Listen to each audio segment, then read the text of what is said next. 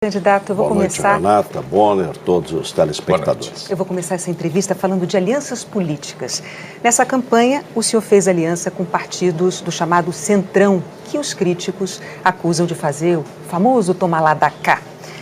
Partidos esses que têm 41 investigados pela Lava Jato. 41 investigados, candidato. Como é que o senhor explica isso para os eleitores quando as pesquisas mostram justamente que eles querem formas mais republicanas de se fazer política e apoiam o combate à corrupção? Olha, Renata, primeiro é importante, todos os partidos têm bons quadros. Então fui buscar no Progressista, que é um dos partidos que nos apoiam, a mais respeitada mulher senadora da República, Ana Amélia. Nós temos bons quadros em vários partidos e precisamos ter maioria para fazer as mudanças que o Brasil precisa. Quem prometer mudanças sem construir maioria é conversa fiada. Ou nós vamos continuar nesse marasmo que está o Brasil, ou nós precisamos fazer reformas. O Brasil precisa das reformas. E eu estou explicitando o que eu vou fazer. Reforma política, exatamente para não ter 35 partidos, reduzir o número de partidos, reduzir voto facultativo, importante, voto distrital, proibir coligação proporcional. Falando dos investigados.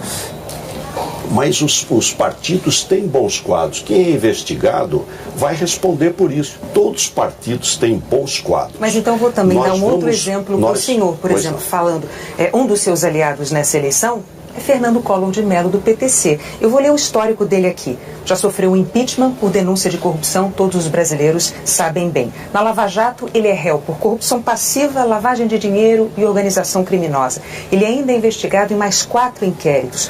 Numa entrevista que o senhor deu no Bom Dia Brasil, deixa eu só terminar, perdão. Numa entrevista que o senhor concedeu até para mim mesmo no Bom Dia Brasil, em 2006, quando o senhor foi candidato à presidência da República pela primeira vez, o senhor disse para mim o seguinte: na política é importante, em política é importante. Palavras suas. Diga-me com quem andas e eu direi quem és. O senhor repetiria hoje essa frase tendo ao lado Fernando Collor de Mello, por exemplo? O PTC não me apoia. Ele apoia outro candidato. A coligação do PTC não é com o PSDB. A minha coligação tem 8 partidos, não está o PTC. Então não me apoia, não está na minha coligação. A coligação ela é importante porque o Brasil tem pressa. Quem assumir em janeiro, 1º de janeiro, precisa ser rápido. Aproveitar a força do voto, a força do povo para fazer as reformas rapidamente. Mas então, o que o senhor tem a dizer sobre esses investigados que eu mencionei, os 41 investigados na Lava Jato? O que a sociedade, o que quem está nos assistindo quer?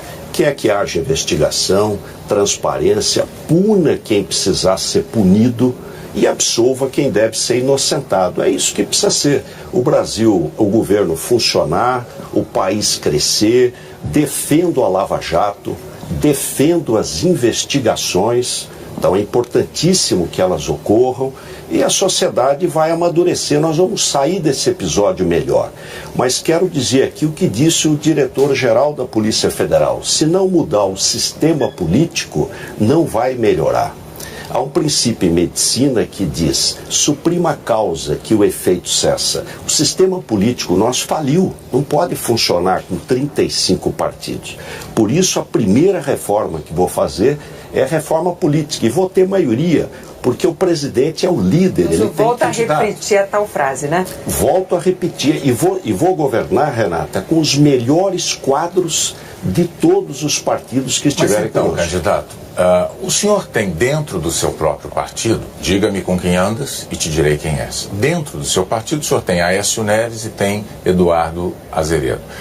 Ambos com envolvimento em casos de corrupção. Eduardo Azeredo condenado, cumprindo pena. Aécio Neves tem contra ele uns vídeos muito eloquentes, muito explícitos, não é? O senhor tem dito que é a favor da Lava Jato, o senhor é a favor do combate à corrupção. Como presidente do PSDB, por que é que o senhor não pediu, não propôs até agora a expulsão desses 2 elementos do seu partido? Olha, Bonner, primeiro, o Aécio não foi condenado. Ele está sendo investigado e vai responder para a justiça. Nós não passamos a mão na cabeça de ninguém. Quem errou, paga pelo erro. quem foi absolvido será absolvido. O Eduardo Azeredo, ele já está afastado da política há muito tempo. Mas ele continua integrando o partido. Mas já está afastado da política. Aliás, ele vai sair do PSDB, não precisa nem expulsar. Candidato, não há nenhum incômodo, nenhum constrangimento de manter Eduardo Azeredo dentro do PSDB. Eu tenho que perguntar ao senhor o seguinte: a ética que o PSDB defende com tanta veemência e cobra com tanta veemência de partidos adversários, não vale para os próprios tucanos do PSDB? Vale, e nós não vamos para a porta de penitenciária para contestar a justiça, não transformamos réu em vítima, não desmoralizamos as instituições. E não expulsam um condenado. O Aécio Neves era o presidente do partido, ele foi afastado da presidência do partido. Nunca me passou pela cabeça ser presidente do PSDB. Eu só fui eleito presidente do PSDB porque ele foi afastado. O partido fez o que tinha que ser feito.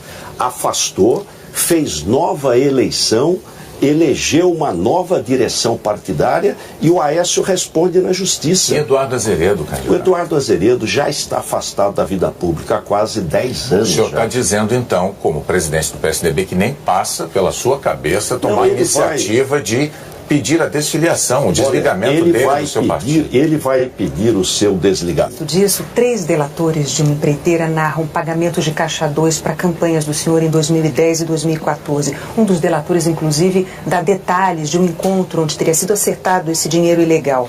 Ele diz que o senhor entregou a ele um cartão do seu cunhado, recomendando que tudo poderia ter acertado entre os dois, entre o delator e o seu cunhado. Quando confrontado com isso, o senhor sempre diz que não é verdade. Mas o PSDB dá crédito às delações contra políticos de partidos adversários. Por que ela seria falsa para o senhor, com relação ao senhor, e verdadeira para opositores do senhor? Renata, primeiro, total transparência, total compromisso com a investigação. Isso é mentira. As minhas campanhas sempre foram feitas de maneira simples e rigorosamente dentro da lei. Nunca teve cartão nenhum. Aliás, a própria pessoa que fez essa delação, ela nem participou da reunião, ela mesma diz. A minha família, ninguém participa de governo. A minha mulher trabalha comigo há quase 40 anos como voluntária.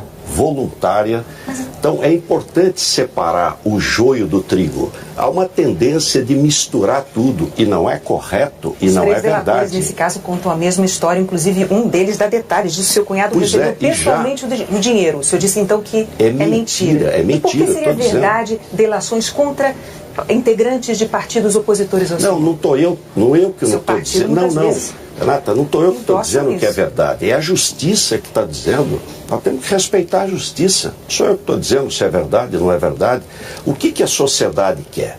A sociedade quer que as investigações ocorram, que haja transparência, que quem seja inocente seja inocentado, quem seja culpado pague pelo seu erro. É isso que nós queremos no Brasil. É uma prudência que, para os tucanos, o PSDB tem, e não foi tão prudente assim quando os acusados ou delatados eram de outros partidos, tenho que dizer. Não, mas nós sempre respeitamos a justiça. Sempre respeitamos a justiça. E defendemos a investigação. Nós vamos permanecer nesse terreno da corrupção, porque é um tema que no Brasil, infelizmente no Brasil hoje, é um tema que se impõe muito. O seu secretário de Transporte, Laurence Casagrande, está preso. Ele é suspeito de fraude e licitação na obra do Rodoanel. Em própria defesa, ele diz que ele tentou evitar o aumento do valor da obra pleiteado pelas empreiteiras envolvidas, porque elas alegavam que havia surgido rochas enormes que dificultavam o trabalho delas. Laurence Casagrande diz então que o pagamento a maior no contrato contra o qual ele tinha se insurgido, esse pagamento acabou sendo determinado por um órgão que estava previsto em contrato, uma junta de especialistas, estava previsto em contrato para casos de mediação de conflitos entre as partes. Muito bem, isso é o que diz Laurence Casagrande, que está preso. Mas, no inquérito da Operação Pedra no Caminho, o gerente de uma empreiteira disse que Laurence Casagrande teve uma reunião com diretores de empreiteiras para, segundo o relato dele, eu vou ler aqui as palavras dele, para, aspas, melhorar o valor do contrato de forma irregular. Estamos falando da obra do Rodoanel. Laurence Casagrande, seu secretário de Transportes. Dizem este mesmo gerente e outros 2 funcionários que não havia nenhuma dificuldade extra que justificasse o aumento do valor dessa obra. Isso é criminoso, candidato. No entanto, e é preciso dizer, esse é o relato de testemunhas. Eles não são delatores, são testemunhas. Diante deste quadro, o senhor tem reiteradamente feito uma defesa enfática do seu secretário de Transportes, Laurence Casagrande. Esta defesa que o senhor faz é coerente com o seu discurso de combate à corrupção?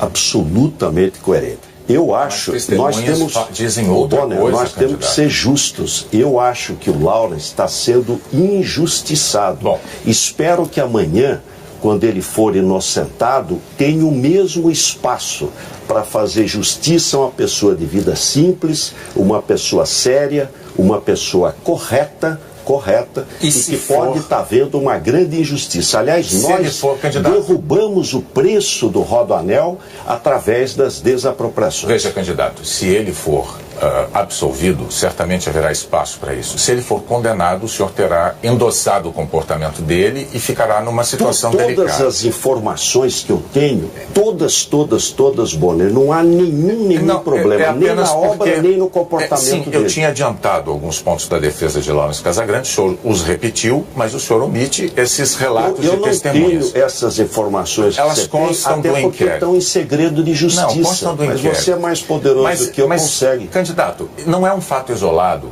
em se tratando de Dersa e de Rodoanel. Não é? O Ministério Público acusa Paulo Vieira de ter escondido, deixa eu ver o valor aqui, 113 milhões de reais, o correspondente a 113 milhões de reais fora do Brasil, no exterior. Quer dizer, quando se fala em Dersa, é muito dinheiro.